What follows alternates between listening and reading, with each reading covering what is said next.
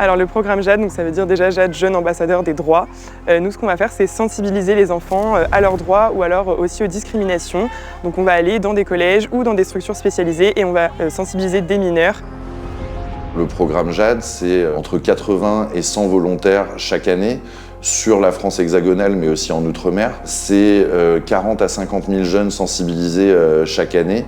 La plus-value d'une intervention de pair à pair, ça va être de créer un contact un peu différent, d'intervenir une fois ou deux dans une structure.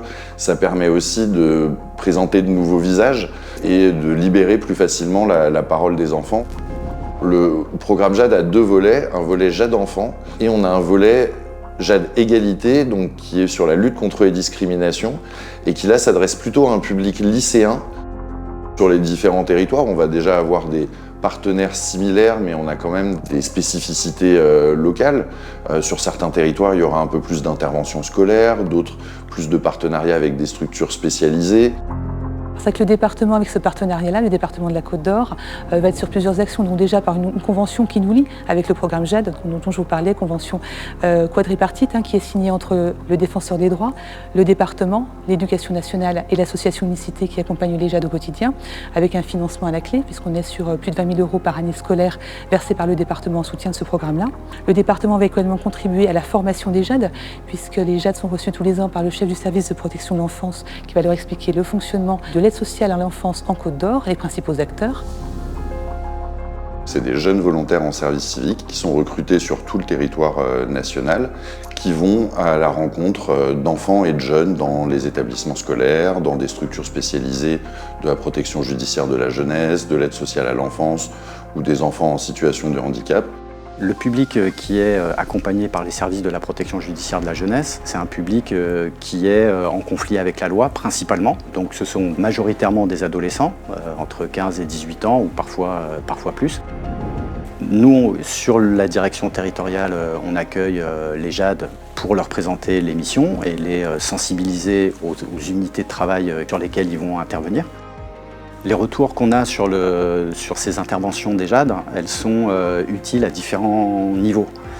Elles sont d'abord directement utiles aux jeunes, elles sont utiles aussi pour les professionnels de la PJJ. Elles sont utiles aux jeunes parce que c'est l'occasion de soit de leur apprendre, ou de leur rappeler, ou de les sensibiliser à l'idée qu'ils ont des droits. Nous, du coup, on vient pour sensibiliser les enfants à leurs droits parce que c'est vrai que les enfants, c'est un public vulnérable. On leur parle plus de leurs devoirs et pas suffisamment de leurs droits. Donc le but, ça va vraiment être qu'ils en prennent connaissance. Et donc on va aborder les sujets de violence, d'égalité, qu'ils sachent que leur parole, elle est importante et qu'ils ont des droits aussi, comme les adultes. C'est des sujets, aussi des droits qu'on développe pas mal pendant la première intervention, à travers des activités, donc ça les captive plus. Alors il y a effectivement deux blocs de formation à destination des volontaires dans le cadre de la mission JAD. Il y a la formation initiale qui dure 3 semaines. L'idée c'est de donner toutes les bases à des jeunes pour mener à bien leur mission. Unicité, c'est une association loi 1901 et c'est l'association pionnière dans le service civique. Nous, auprès des JAD, notre rôle, c'est d'accompagner les volontaires. Dans un premier temps, on les recrute. On les accompagne sur tout l'aspect service civique, donc ça veut dire qu'on va organiser leur formation civique et citoyenne, on va assurer leur suivi sur l'accompagnement au projet d'avenir, et puis assurer la cohérence de la mission avec les acteurs du défenseur des droits. Ouais, le programme m'a apporté beaucoup parce que c'est vraiment une expérience humaine, donc déjà beaucoup de rencontres. On se sent utile. Moi, je sais que quand je rentre chez moi le soir, je suis contente de ma journée, j'ai hâte d'y retourner et je sens que j'ai développé des compétences à l'oral, dans le contact humain, donc ça m'a beaucoup apporté. Ça nous apporte tellement de compétences différentes, ça nous permet aussi de se rendre compte de ce qu'on aime, de ce qu'on aime moins. C'est une réelle fierté de porter le programme JAD en Côte d'Or.